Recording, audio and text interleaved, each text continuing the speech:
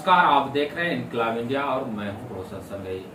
बिहार में चुनावी सरगर्मी तेज होने वाली है। कुछ ही दिनों के बाद बिहार में त्रिस्तरीय पंचायत त्रिस्तरीय का चुनाव होने वाला है, जिसमें एक पद है जिला परिषद का।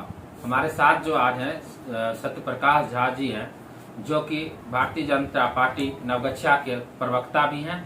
साथ ही इस बार वो चुनावी मैदान में भी अपना भाग आजमाएंगे। पहले सर आपका स्वागत है इनकलाब इंडिया। धन्यवाद। और सबसे पहले रामनवमी की आज रामनवमी है, इसलिए हम आपको हार्दिक बधाई देते हैं। रामनवमी है तो हमारे श्रोताओं को भी शुभकामनाएं, आपको भी। उसी लिए आप भगवा में हैं आज। हाँ, पूजा करके मैं अभी उठा हूँ और पूजा के पश्चात मैं अपने देश प्रदेश और समस्त बिहपुर के नागरिकों को ये रामनवमी की हार्दिक शुभकामनाएं देता हूँ। सर, जब इस बार बिहपुर 02 से आप उतरिएगा तो आपके खास क्या क्या मुद्दाएं हैं? देखिए, यहाँ कुछ खास मुद्दे हैं, जैसे जल जमाव है, सही जगह सुलिस गेट नहीं बनने के कारण जल जमाव की स्थिति होती है। किसानों का जो फसल है वो समय से न बुआई हो पाता है, जिसके चलते उसको नुकसान भी झेलना पड़ता है। वो मेरा प्रथम मुद्दा है। और ढेर सारे मुद्दे हैं, जैसे हम अमरपुर स्वास्थ्य उपकेंद्र है, उसके विषय में भी मैं लगातार सोचता हूँ। सितंबर में मैं माननीय स्वास्थ्य मंत्री जी से मिलकर आवेदन भी दिया था। थोड़ा बहुत परिवर्तन भी अभी दिखाई पड़ रहा है। आगे और इसमें बेहतर करने के लिए मैं सोचा हूँ। मतलब अभी जो सप्ताह में 2 दिन जो भी पदाधिकारी यहाँ स्वास्थ्य पदाधिकारी, उसका श्रेय आप ले रहे हैं? मैं श्रेय तो सरकार को दूंगा, प्रयास मैंने जरूर किया था और विधिवत मैंने इसकी जानकारी भी क्षेत्र के युवा वर्गों को निश्चित रूप से दिया था। और क्या क्या मुद्दा है सर? और अभी मुद्दा क्या है, अभी तो ज्वलन समस्या कोरोना है। इस कोरोना महामारी से लड़ना सबसे बड़ी समस्या है।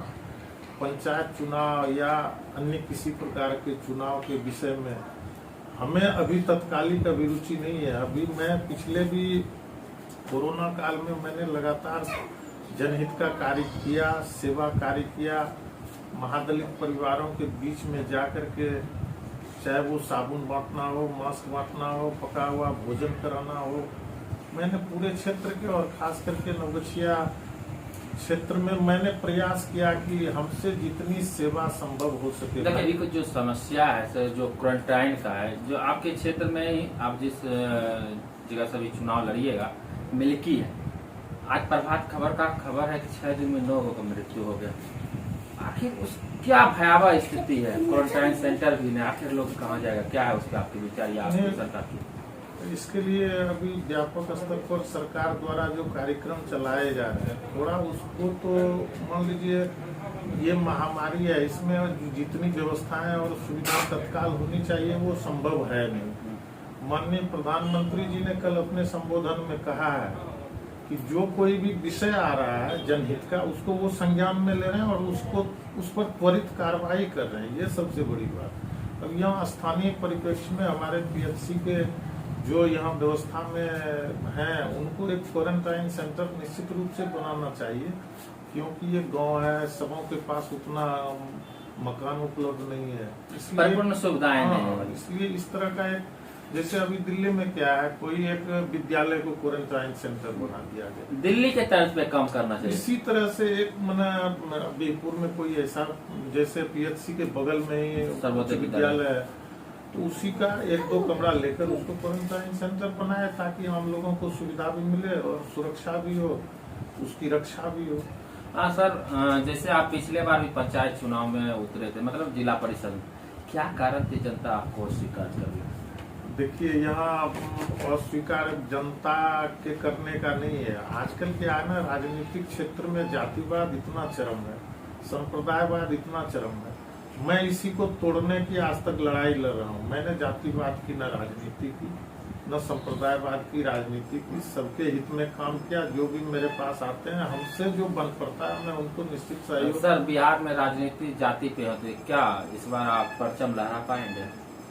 मैं तो देख रहा हूँ युवाओं का जो जोश खुल करके मेरे साथ अभी युवा वर्ग आ रहे हैं, और हमारा विश्वास है कि जो युवा जोश हो और नई सोच हो, इन्हीं दोनों विषयों को लेकर के मैं इस बार क्षेत्र में निश्चित रूप से आ रहा हूं और हमें लगता है कि ज्यादा प्रयोग करने की जरूरत नहीं है। जनहित के कार्य में 365 दिन में जनहित का कार्य करता हूं, संगठन का कार्य करता हूं, आम जन जीवन के संपर्क में रहता हूं।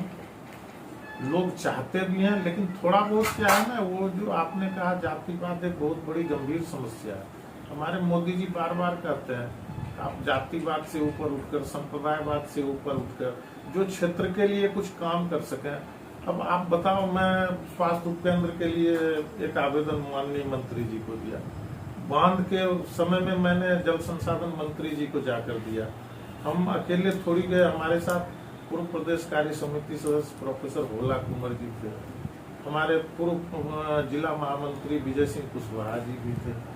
तो हम लोग सकारात्मक कार्य करते हैं, श्रेष्ठ कार्य करने के पीछे लगे रहते हैं। आपका सीधा एकजुटता में ही विश्वास है, एकजुटता हाँ, के साथ। बस। अच्छा सर, राजनीति अखाड़ा है, यहाँ तो पहलवानों का दंगल बिछ चुका है, तो विजेता पहलवान से एक मुकाबला कैसे कीजिएगा?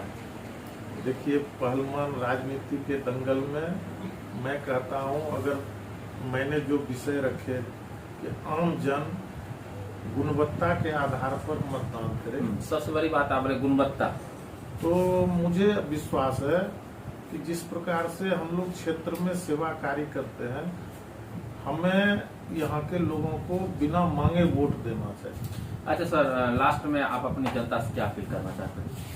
मैं पूरे क्षेत्र के लोगों से एक ही आग्रह करता हूँ कि आप सबसे पहले, अभी कोरोना काल है, सभी लोग आप सावधानी पूर्वक रहें, मास्क जरूर लगाएं, हाथ साबुन से जरूर धोएं, क्योंकि कोरोना की लड़ाई, ये महामारी की लड़ाई जो है सिर्फ सरकार के भरोसे नहीं लड़ी जा सकती है। हमको भी सजग रहना है, आपको भी सजग रहना है, सभी भारतवासियों को सजग रहना है। हम सजग रह करके ही इस कोरोना महामारी पर विजय प्राप्त कर सकते हैं।